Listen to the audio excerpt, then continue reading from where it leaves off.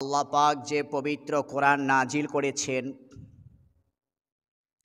এই কোরআনের শুরুতে প্রত্যেক সূরার শুরুতে বিসমিল্লাহ আছে। কোরআনের ভিতরে মোট ১১৪টা সূরা রয়েছে। কয়টা? ১১৪টা সূরা রয়েছে।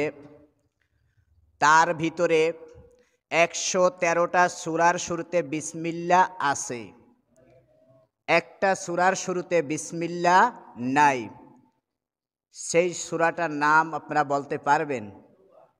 সেই সূরাটার নাম হলো সূরা তাওবা। আল্লাহ পাক ১১৩টা সূরার ভিতরে বিসমিল্লাহ বলছে, একটা সূরার শুরুতে কেন বিসমিল্লাহ বললেন না? পবিত্র কোরআন শুরুতেই আপনাকে যদি পড়তে হয় তাহলে বিসমিল্লাহির রহমানির রহিম আপনাকে বলে পড়তে হবে। আল্লাহ পাক কোরআন শুরুতে বিসমিল্লাহ এনেছেন, এর দ্বারা অবশ্যই সেই বিসমিল্লাহর ফজিলত আছে না নাই? আছে। বিসমিল্লাহির রহমানির রহিমের ফজিলত বর্ণনা করবে ইনশাআল্লাহ। বিসমিল্লাহির রহমানির রহিম, আমি শুরু করিতেছি পরম করুণাময় আল্লাহর নামে, যিনি রহমান এবং যিনি রহিম। বিসমিল্লাহির রহমানির রহিমে সর্বপ্রথম একটা বাক্য আছে, বা। কি আছে? বা।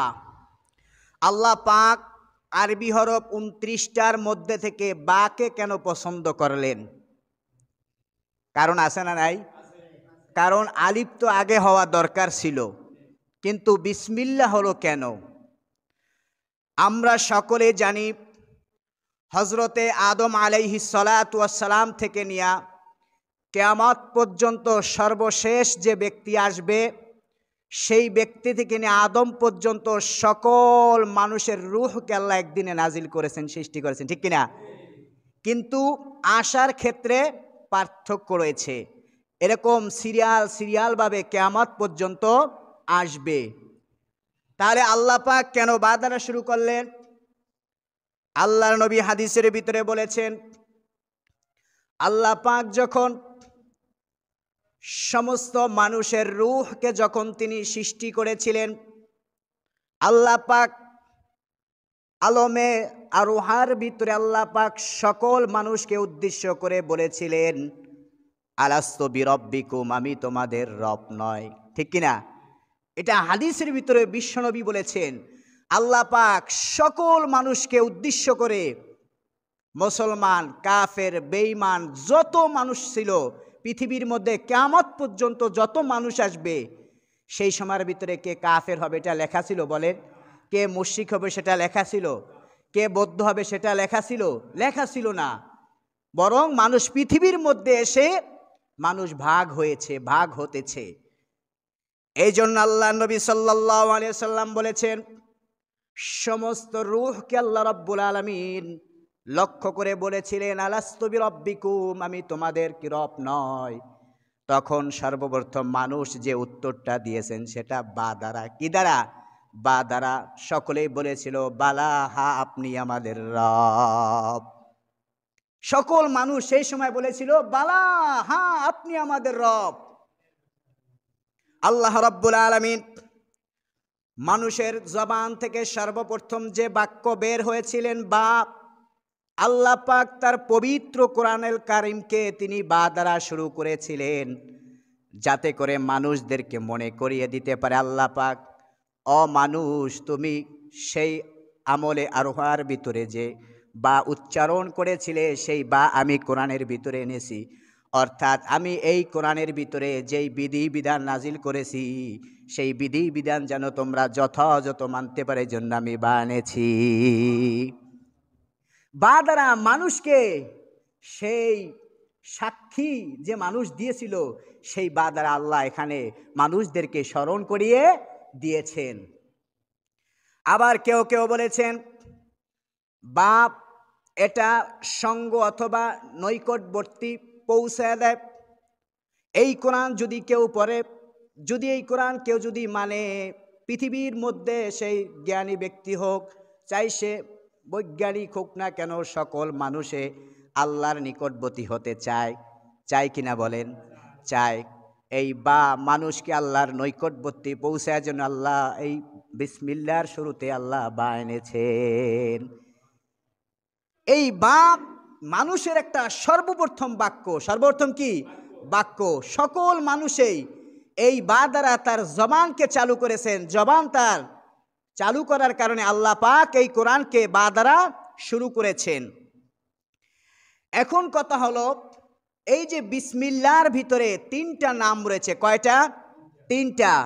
এক নম্বর হলো আল্লাহ, দুই নম্বর হলো রহমান, তিন নম্বরে হলো রহিম। আল্লাহর যতগুলো নাম আছে 99টা, আরও অনেক নাম আছে, তার ভিতরে সবচাইতে বেশি ভালো এবং পরিশুদ্ধ এবং পছন্দনীয় নাম হলো আল্লাহ। কি? আল্লাহ। এরপরে রহমান, এরপরে রহিম।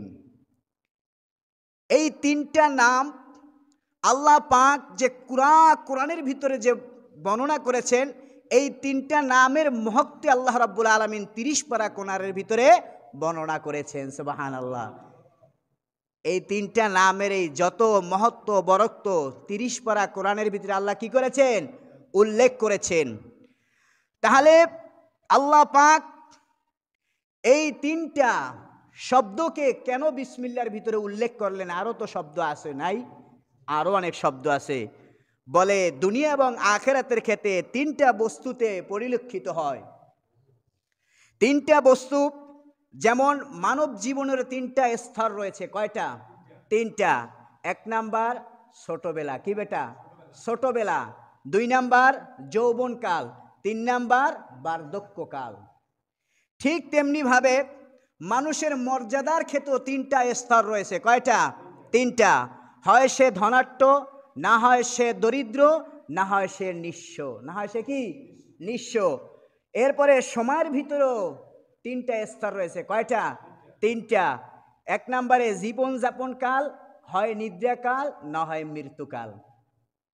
এর দিকে খেয়াল করে আল্লাহ রাব্বুল আলামিন বিসমিল্লাহর ভিতরে তিনটা তার নামকে উল্লেখ করেছেন। এই তিনটা নাম যে উল্লেখ করেছেন, এরপরে বিসমিল্লাহর ভিতরে মোট শব্দ আছে 4টা। কয়টা? 4টা। বিসমিল, আল্লাহ, রহমান এবং রহিম। এবং রহিম। তাহলে বিসমিল্লাহর ভিতরে শব্দ কয়টা? 4টা। এই 4টাকে আল্লাহ রাব্বুল আলামিন কেন উল্লেখ করেছেন সেটাও যুক্তি দিয়েছেন। মানুষের সৃষ্টির উপাদান কয়টা? বলেন কয়টা? 4টা। কয়টা? 4টা। মানুষের সৃষ্টির উপাদান কয়টা? 4টা। এক নম্বরে আগুন। এক নম্বরে কি? আগুন। দুই নম্বরে মাটি, তিন নম্বরে পানি, 4 নম্বরে বাতাস। 4 নম্বরে কি? বাতাস। এই 4টা উপাদান দ্বারা আল্লাহ পাক মানুষকে তৈরি করেছেন। এরপরে বলেছেন ইসলামের স্তম্ভ কয়টি? 4টি। কয়টি? 4টি। নামাজ, রোজা, হজ, যাকাত। এই 4টার দিকে খেয়াল করে বিসমিল্লাহর ভিতরে আল্লাহ রাব্বুল আলামিন 4টা শব্দকে উল্লেখ করেছেন। সুবহানাল্লাহ। তাহলে বিসমিল্লাহর ভিতরে নাম কয়টা? 3টা। এক নম্বরে আল্লাহ, দুই নম্বরে রহমান, তিন নম্বরে রহিম। বিসমিল্লাহর ভিতরে শব্দ কয়টা? 4টা। বিসমিল্লাহ, বিসমিল এক শব্দ, আল্লাহ এক শব্দ, রহমান এক শব্দ, আর রহিম হলো এক শব্দ। মোট 4টা শব্দ। আর বিসমিল্লাহর ভিতরে অক্ষর 19টা। কয়টা? বিসমিল্লাহর ভিতরে অক্ষর 19টা। আল্লাহ পাক বিসমিল্লাহর ভিতরে কেন 19টা অক্ষর আনলেন? এর কারণ হলো দিন রাত কয় ঘন্টা? 24 ঘন্টা। দিন রাত কয় ঘন্টা? 24 ঘন্টা। এই 24 ঘন্টার ভিতরে মানুষ নামাজ পড়ে 5 ঘন্টায়। কয় ঘন্টায়? 5 ঘন্টায়। আর বাকি থাকে 19 ঘন্টা। কয় ঘন্টা? 19 ঘন্টা বাকি থাকে। এই 19 ঘন্টার ভিতরে মানুষ চলাফেরা করে, মানুষ ঘুমায়, নিদ্রায়, খায়, মানুষ সব কিছু করে বাকি 19 ঘন্টার ভিতরে। সুতরাং বান্দার যেন এই 19টা ঘন্টা অনার্থক কেটে না যায়, এই জন্য আল্লাহ পাক প্রতি ঘন্টার জন্য একটা হরফ নির্ধারণ করেছেন। যদি কোনো বান্দা যদি প্রতি ঘন্টায় যদি একবার বিসমিল্লাহির রহমানির রহিম পড়ে, আল্লাহ পাক ওই বান্দার আমল নামায় 19 ঘন্টার সমপরিমাণ সওয়াব দিয়া দিবেন। এরপরে হাদিসের ভিতরে আল্লাহর নবী সাল্লাল্লাহু আলাইহি ওয়াসাল্লাম বলেছেন, বিসমিল্লাহর ভিতরে 19টা হরফ আছে, আর আল্লাহ পাক জাহান্নামের শাস্তির জন্য 19 জন ফেরেশতা নির্ধারণ করে দিয়েছেন। কতজন ফেরেশতা? 19 জন ফেরেশতা জাহান্নামের জন্য আল্লাহ পাক নির্ধারণ করেছেন। আল্লাহর নবী বলেছেন, কোনো বান্দা যদি ফজর এবং মাগরিবের পরে যদি খালেস নিয়াতে যদি একবার বিসমিল্লাহ পড়ে, আল্লাহ পাক ওই বান্দাকে 19 জন আযাব ফেরেশতা থেকে মুক্ত করে দিবেন। সুতরাং বিসমিল্লাহর ফজিলত হযরতে আমিরুল মুমিনিন হযরতে আবু বকর সিদ্দিক রাদিয়াল্লাহু তাআলা আনহু বলেছেন, বিশ্বনবী বলেছেন, কোনো ব্যক্তি যদি 10 বার বিসমিল্লাহ পড়ে, কয়বার? 10 বার বিসমিল্লাহ পড়ে, আল্লাহ পাক তার আমল নামায় 10,000 নেকি লিখে দেন এবং তার আমল নামা থেকে 10,000 গুনাহ মিটে দেন এবং তার মর্যাদাকে আল্লাহ পাক 10 গুণ বৃদ্ধি করে দেন। এরপরে আরেক হাদিসের ভিতরে আরেক, মান ক্বালা বিসমিল্লাহি মাররাতান লাম ইয়াবকি মিন জুনিহি যাররাতান। আল্লাহর নবী বলেছেন, কোন ব্যক্তি যদি একবার বিসমিল্লাহ পাঠ করে, আল্লাহ পাক তার বিনিময়ে তার জীবনের সমস্ত গুনাহ খাতাগুলো মাফ করে দেয়। মুফাসসিরগণ তাফসীর করেছেন, এই যে আল্লাহ পাক গুনাহগুলো মাফ করে দিবেন, প্রতিটা বান্দা চাই সে মানুষ হোক না কেন, আলেম হোক না কেন, পীর হোক না কেন, বুজুর্গ হোক না কেন, প্রত্যেকের আমল নামায় সগীরা গুনাহ আছে না নাই? আছে। আল্লাহ পাক প্রত্যেকটা বান্দার জীবনের সগীরা গুনাহ মাফ করে দিবেন, কিন্তু আল্লাহ পাক তওবা ছাড়া কবিরা গুনাহ মাফ করবেন না। এই বিসমিল্লাহ যদি কেউ পাঠ করে, তাহলে বান্দার সগীরা গুনাহ আল্লাহ মাফ করবেন, কিন্তু কবিরা গুনাহ তওবা ছাড়া মাফ হবে না। আর এক হাদিসের ভিতরে বর্ণনা করা হয়েছে, যদি কোনো ব্যক্তি বিসমিল্লাহির রহমানির রহিম পাঠ করে, তার থেকে শয়তান দূর হয়ে যায়। হাদিসের ভিতরে উদাহরণ দিছে, কেমন দূর হয়ে যায়? কয়, আগুনের ভিতরে যেভাবে সীসা গলে যায়, আগুনের ভিতরে সীসা যেভাবে গলে, বান্দা থেকে শয়তান ওভাবে দূরীভূত হয়। আল্লাহর নবী সাল্লাল্লাহু আলাইহি ওয়াসাল্লামের এক সাহাবী আনাস ইবনে মালিক রাদিয়াল্লাহু তাআলা আনহু বলেন, আল্লাহর নবী সাল্লাল্লাহু আলাইহি ওয়াসাল্লাম বলেছেন, বনি আদমরা যখন পায়খানা, প্রস্রাব অথবা স্ত্রী সহবাস করার জন্য উলাঙ্গ হয়, প্রস্রাব করার জন্য উলাঙ্গ হওয়া লাগে, স্থান বের করা লাগে, প্রস্রাব পায়খানা করার জন্য, স্ত্রী সহবাস করার জন্য যখন পোশাক খোলে, কোনো বান্দা যদি বিসমিল্লাহ না পড়ে, তার ভিতরে হস্তক্ষেপ করে। এই জন্য দেখবেন অনেক সময় সন্তান বোবা হয়। কি হয়? বোবা হয়। অনেক সময় সন্তান হিজলা হয়। হিজলা হয় কি না? হিজলা হয়। অনেক সময় সন্তান কানা হয়, বিভিন্ন ত্রুটি হয়। কেন ত্রুটি হয়? কারণ আল্লাহ নবী সাল্লাল্লাহু আলাইহি ওয়াসাল্লাম বলেছেন, কোনো বান্দা যদি প্রস্রাব করার সময়, পায়খানা করার সময় যদি, অথবা স্ত্রী সহবাস করার সময় যদি বিসমিল্লাহ বলে শুরু না করে, তাহলে তাদের মাঝখানে শয়তান আসে এবং শয়তান সেখানে হস্তক্ষেপ করে। এই জন্য আল্লাহ নবী সাল্লাল্লাহু আলাইহি ওয়াসাল্লাম বলেছেন, যদি কোনো বান্দা প্রস্রাব অথবা পায়খানা অথবা স্ত্রী সহবাস করার সময় যদি বিসমিল্লাহির রহমানির রহিম বলে যদি তার পোশাক খোলে, তাহলে আল্লাহ পাক ওই বান্দা এবং শয়তানের মধ্যে পর্দা সৃষ্টি করে দেন এবং সেখানে শয়তান হস্তক্ষেপ করতে পারে না, বরং ওই বান্দার প্রতি সরাসরি রহম করেন কে? আল্লাহ। কারণ আল্লাহই তো সব কিছু বান্দার নির্ধারক, ঠিক কিনা? আর এক হাদিসের ভিতরে হযরতে আবু বকর সিদ্দিক রাদিয়াল্লাহু তাআলা বলেছেন, যে ব্যক্তি বিসমিল্লাহির রহমানির রহিম পাঠ করবে, আল্লাহ পাক তার জন্য জান্নাতের অফুরন্ত নেয়ামত নির্ধারণ করে রেখে দিয়েছেন। বিসমিল্লাহর কত বড় পাওয়ার! হযরতে আবু বকর, হযরতে ওমর ফারুক রাদিয়াল্লাহু তাআলা বলেন, লাউলা তাসমিয়াতু লাহালাকাল বারিয়াতু। আল্লাহ যদি বিসমিল্লাহ সৃষ্টি না করতেন, সমগ্র পৃথিবী ধ্বংস হয়ে যেত। এই জন্য হযরতে জিন নুরাইন হযরতে ওসমান রাদিয়াল্লাহু তাআলা আনহু বলেন, মান ক্বালা বিসমিল্লাহির রহমানির রহিম ফি উমরিহি মাররাতান লাম ইয়াবকি মিন মাআসিহি যাররাতান। আল্লাহ নবী বলেছেন, যদি কোনো ব্যক্তি জীবনে একবার বিসমিল্লাহ পড়ে, তাহলে আল্লাহ পাক তার জীবনের সমপরিমাণ গুনাহ খাতাগুলো মাফ করে দেয়। আল্লাহ পাক কোরআনে কারিমের ভিতরে উল্লেখ করেছেন, আউফু বিআহদি উফি বিআহদিকুম। আল্লাহ পাক বলতেছেন, ও বান্দা, তুমি যে আমলে আর উহার ভিতরে আমার সাথে যে ওয়াদা করেছিলে, সেই ওয়াদা যদি তোমরা পূর্ণ করো, আমি আল্লাহ পাক আমি তোমাদের সাথে যে ওয়াদা করেছি সেই ওয়াদা পূর্ণ করব। আল্লাহ আগে বলেছেন, তোমরা আমার সাথে যে ওয়াদা করেছো তোমরা সেই ওয়াদা আগে পূর্ণ করো, তারপর আমি তোমাদের ওয়াদাকে পূর্ণ করব। তাহলে আগে ওয়াদা পূরণ করতে হবে কার? আল্লাহর। আল্লাহর ওয়াদা পূরণ করার পরে আল্লাহ তোমাদের ওয়াদা পূরণ করবে। এই জন্য যতক্ষণ পর্যন্ত বান্দা আল্লাহর ওয়াদা পূরণ না করবে, আল্লাহকে বান্দা যতবারই ডাকুক আল্লাহ তার ওয়াদা শুনবেন না।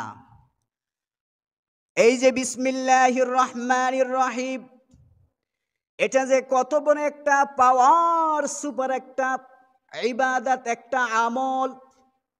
এই আমলটার ব্যাপারে মাকাতিবে মুতারাবা নামক এক গ্রন্থের ভিতরে একটা ঘটনা উল্লেখ করেছেন। বিসমিল্লাহর কত পাওয়ার, বিসমিল্লাহ কত বড় সুপার পাওয়ার একটা আমল।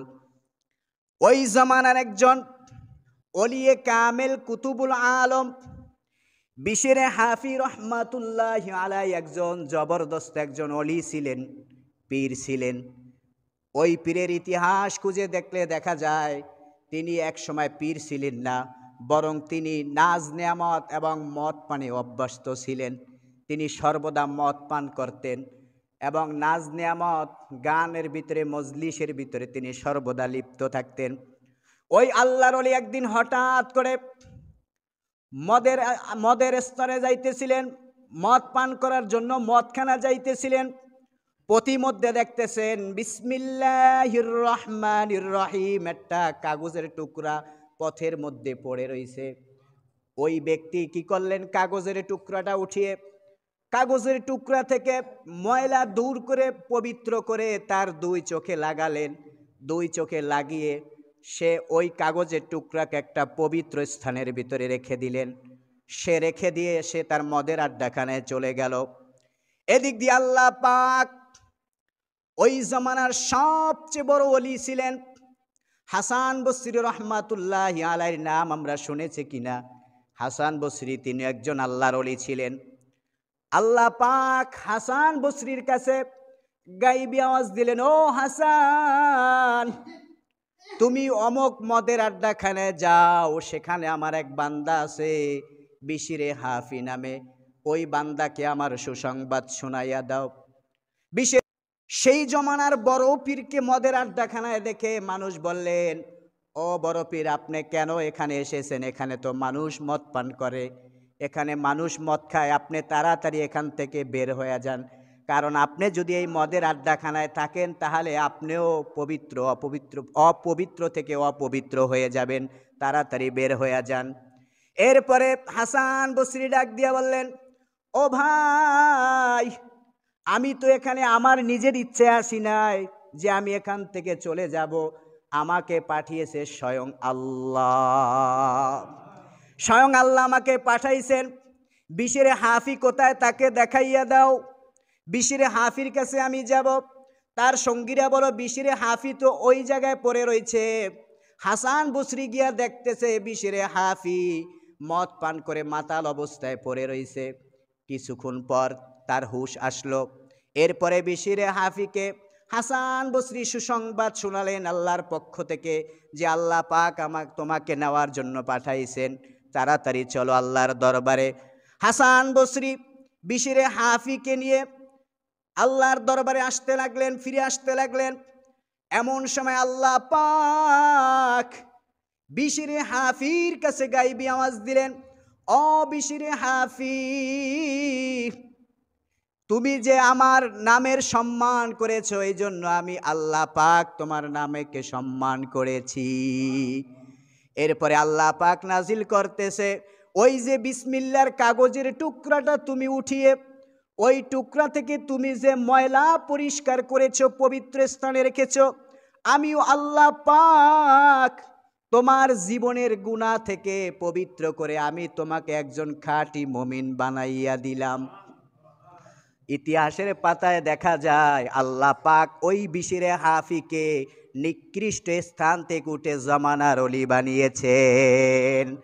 কারণ একটাই, সে আল্লাহর কালামের সম্মান করেছে, ঠিক কিনা?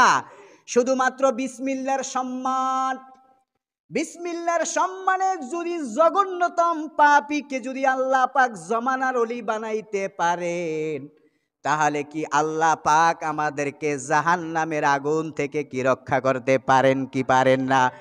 এই জন্য আমাদের জবানের ভিতরে সর্বদা বিসমিল্লাহর আমল থাকতে হবে, ঠিক কিনা?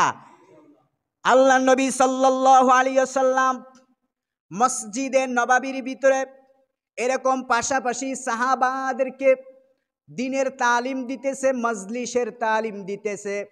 হঠাৎ করে মসজিদের নববীর দরজা থেকে একজন গ্রাম্য লোক বিশ্বনবীর কাছে আসলেন।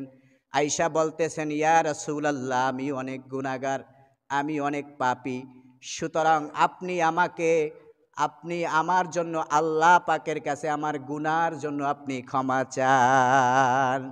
বিশ্বনবীকে বলতেছে, ইয়া রাসূলুল্লাহ, আমি অনেক পাপী, আমি অনেক গুনাহগার, আপনি আমার জন্য একটু আল্লাহর কাছে একটু ক্ষমার দোয়া করুন না।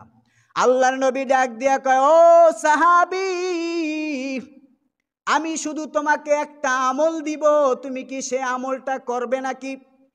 ওই লোকটা বলতেছেন, ইয়া রাসূলুল্লাহ, তাড়াতাড়ি বলেন, এমন একটা কি আমল দিবেন, তাড়াতাড়ি কন। বিশ্বনবী বলেন, তুমি শুধু বিসমিল্লাহর আমলটা করে থাকবা। ওই সাহাবী বলতেছেন, ইয়া রাসূলুল্লাহ, শুধুমাত্র আমি বিসমিল্লাহর আমল করলেই কি আল্লাহ আমাকে মাফ করবে? আল্লাহর নবী ডাক দিয়া কয়, ও সাহাবী, বিসমিল্লাহর ভিতরে দুইটা নাম রয়েছে, রহমান এবং রহিম।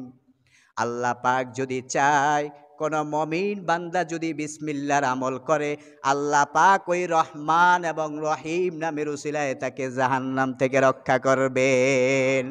কারণ গুনার পরিণাম কি? জাহান্নাম। গুনাহ মানে কি? জাহান্নাম। আর নেকি মানে কি? জান্নাত। সুতরাং আল্লাহ গুনাহ মাফ করা মানে হলো কোনো বান্দাকে জাহান্নাম থেকে উদ্ধার করা। এই জন্য আমাদের জবানের ভিতরে সর্বদা বিসমিল্লাহকে জারি রাখতে হবে এবং প্রত্যেক কাজে আমাদেরকে বিসমিল্লাহ বলে শুরু করতে হবে, ঠিক কিনা? যে কোনো ভালো কাজ আমাদেরকে বিসমিল্লাহ বলে শুরু করতে হবে। যদি বিসমিল্লাহ বলে কেউ শুরু করে, তাহলে সে কামের ভিতরে বরকত দিবেন কে? যদি কোনো বান্দা বিসমিল্লাহর আমল করবে কিভাবে? সকালবেলা ফজরের সময় যখন উজু করবে, উজু করার সময় বিসমিল্লাহ বলবে। আবার যখন রাতে ঘুমাতে যাবে বিসমিল্লাহ বলে ঘুমাবে। ওই বান্দার সারা দিনের ভিতরে তার জীবনের সগীরা গুনাহ আল্লাহ সব মাফ করে দিবেন। এই জন্য আল্লাহ নবী সাল্লাল্লাহু আলাইহি সাল্লাম বলেছেন, যদি কোনো বান্দা যদি পড়তে যায় তাহলে বিসমিল্লাহ বলে যদি পড়া শুরু করে। কোনো বান্দা যদি কৃষি কাজে যায়, সে যদি বিসমিল্লাহ বলে কৃষিকাজ শুরু করে। কোনো বান্দা যদি খাবার খেতে লয়, তাহলে বিসমিল্লাহ বলে খাবার খাবে। বিসমিল্লাহ বলে খাবার খেলে, ভালো কাজের ভিতরে বিসমিল্লাহ বলে শুরু করলে সেই কাজের ভিতরে বরকত দেয় কে? আল্লাহ। কিন্তু আজকে আমরা বিসমিল্লাহ বলি না। বলেন? আমরা দোকানে যখন চা খাই, আমরা অনেক সময় বাম হাত দিয়ে চা খাই। কোন হাত দিয়ে? বাম হাত দিয়ে চা খাই। বিসমিল্লাহ বলবো কোন সময়? পানি খাই, বিসমিল্লাহ বলার সুযোগ নাই। খাবার খাই, বিসমিল্লাহ বলার সুযোগ নাই। খাবার মানুষের দেহকে পুষ্টি করে, মানুষের জীবনকে বাঁচায়। এই খাবার আবার চাইলেই মানুষের মৃত্যু ডেকে আনতে পারে কিনা বলেন? অনেক সময় অনেক মানুষ দেখবেন খাবার বেজে গলায় মানুষ মারা যাইতেছে। পানির অপর নাম জীবন, কিন্তু এই পানি গলায় বেজে আবার মানুষ মারা যায় কিনা বলেন? যায়। আবার দেখবেন মানুষ কোনো কিছু ছোট্ট জিনিস খাইতেছে কিন্তু ওটা গলায় বেজে মারা যাইতেছে। কোনো বান্দা যদি বিসমিল্লাহ বলে খাবার খায়, আল্লাহ পাক ওই খাবারের সকল অনিষ্টতা থেকে রক্ষা করবেন। এই জন্য যে কোনো খাবার আপনি বিসমিল্লাহ বলে খান, ভালো কাজ, প্রত্যেক ভালো কাজের শুরুতে যদি আপনি বিসমিল্লাহ বলেন, তাহলে ওই কাজের ভিতরে আপনাকে বরকত দিবেন কে? আল্লাহ। এই জন্য বিসমিল্লাহর আমল করতে হবে, নিজেকেও করতে হবে, পরিবারের ভিতরে বিসমিল্লাহর আমল বাড়াইতে হবে। আপনার অর্থনৈতিক সমস্যা, আপনি বাজারে গেছেন, পকেট থেকে যদি টাকা বিসমিল্লাহ বলে বের করেন, ওই টাকার ভিতরে বরকত দিবেন কে? আল্লাহ। কারণ এমন ইতিহাস দেখা গেছে, বিশ্বনবী পাত্র থেকে সামান্য কিছু দুধ বিশ্বনবী রেখেছেন, সেই পাত্রর থেকে অনেক মানুষকে দুধ পান করিয়েছেন। আবার সেই দুধ দেখছেন যেরকম কেডা সেরকমই আছে। এই পাত্রের ভিতরে বরকত দিছেন কে? আল্লাহ। যেই আল্লাহ ওই পাত্রের ভিতরে বরকত দিছেন, সেই আল্লাহ কি এখন পরিবর্তন হয়েছে না কি আছে? সেই সময় যদি বরকত দিতে পারে, আমাদেরকেও বরকত দিতে পারেন কিনা? পারেন। কিন্তু আমাদের বিশ্বাস নাই, কি নাই? বিশ্বাস নাই। আমাদের বিশ্বাস দুর্বল। আমাদের বিশ্বাস কি? যে বিসমিল্লাহ পড়লে আর কি হইবে, এমন কি আছে বিসমিল্লাহর ভিতরে পড়লে যে এত কিছু হইবে? এই যে বিশ্বাস না থাকার কারণে কোনো কিছুর ভিতরে আমাদের বরকত নাই, বিশ্বাস মোটে আমাদের নাই। এই জন্য বিশ্বনবী বলেছেন, যে ব্যক্তি শুধুমাত্র বিশ্বাস রেখে, কি রেখে? বিশ্বাস রেখে যদি কেউ বিসমিল্লাহ পড়ে, আল্লাহ পাক ওই বিসমিল্লাহর ভিতরে যে বরকত রেখেছেন, সেই বরকত দ্বারা সে দুনিয়ার ভিতরে ভালোভাবে চলতে পারবে। সুবহানাল্লাহ। এই জন্য বিসমিল্লাহর আমলটা করা দরকার কিনা ভাই? দরকার, অনেক দরকার আছে যে কোনো কাজ। তবে আবার অবৈধ কাজে বিসমিল্লাহ বলে শুরু করলে বরকত হবে না, বরং ধ্বংস হবে। কি হবে? আপনি বিড়ি খাইতেছেন, বিসমিল্লাহ কে বিড়ি খাইলে কি বরকত আসবে? বলেন, বলেন। আপনি একজন একটা আতাইল কোপ দিছেন, বিসমিল্লাহ বলে আতাইল কোপ দিলে কি বরকত হয়ে যাবে? বলেন। আপনি একজন থেকে একটা হারামভাবে একটা টাকা আনছেন, বিসমিল্লাহ বলে লইলে কি আপনার বরকত হয়ে গেছে? বলেন। বরং হালাল কাজের ভিতরে বিসমিল্লাহ লাগবে। হারাম কাজের ভিতরে বিসমিল্লাহ ঢুকাইছেন মানে আপনার ধ্বংস ডেকে আনছেন। আপনার ধ্বংস কি ডেকে আনছেন। এই জন্য হালাল কাজের ভিতরে সর্বদা বিসমিল্লাহ বলে শুরু করবেন। আপনি খাবার খাইতেছেন, বিসমিল্লাহ বলে খান। আপনি গাড়িতে উঠতেছেন, বিসমিল্লাহ বলে গাড়িতে ওঠেন। দেখবেন কোনো সময় আপনি রোড অ্যাক্সিডেন্ট করবেন না। কারণ বিসমিল্লাহ মানে কি? আপনার দায়িত্বটা স্বয়ং কার কাছে দিয়েছেন? আল্লাহর কাছে দিয়েছেন, যিনি রহমান, যিনি রহিম, সেই আল্লাহর কাছে আপনি দিয়েছেন। এই জন্য আল্লাহ পাক বিসমিল্লাহর এত সুপার পাওয়ার, এত পাওয়ার, আল্লাহ পাক 113টা সূরার ভিতরে বিসমিল্লাহ উল্লেখ করেছেন। একটা সূরার ভিতরে বিসমিল্লাহ উল্লেখ করা, সেটা হলো সূরা তওবা। তাফসীরগণ বলেছেন সূরা তওবার ভিতরে বিসমিল্লাহ উল্লেখ করে না কেন? কয় আল্লাহ পাক কাফের এবং মুশরিকদের প্রতি এতটা বিদ্বেষ, এতটা বিদ্বেষ, এতটা অসন্তুষ্ট, যার কারণে আল্লাহ পাক সূরা তওবার ভিতরে আল্লাহ পাক বিসমিল্লাহ উল্লেখ করে নাই। সূরা তওবা খুলে দেখবেন বিসমিল্লাহ নাই। অন্যান্য সূরার ভিতরে কি আছে? বিসমিল্লাহ আছে। কারণ যারা কাফের, যারা মুশরিক না শুধু, যারা আল্লাহর বিদ্বেষপূর্ণ মানুষ, যারা আল্লাহর হুকুম মতো চলে না, তাদের প্রতি আল্লাহ কি সেই সময় কাফের ছিল, এখনো তো আছে। এজন্য আল্লাহ পাক সূরা, প্রত্যেকটা সূরা শুরুতে বিসমিল্লাহ উল্লেখ করেছেন, সূরা তওবা উল্লেখ করেন নাই। এই জন্য আমাদের প্রত্যেকটা কাজে ইনশাল্লাহ আমরা বিসমিল্লাহ বলবো তো ইনশাল্লাহ। আজকে থেকে আমরা সর্বদা বিসমিল্লাহর আমলটা করব। একটা আমল করেন, যে কোনো একটা, প্রতিটা কাজের, ভালো কাজের শুরুতে বিসমিল্লাহ বলে আপনি কাজ শুরু করেন, দেখবেন আল্লাহ আপনার জান এবং মালের ভিতরে অবশ্যই আল্লাহ বরকত দান করবেন।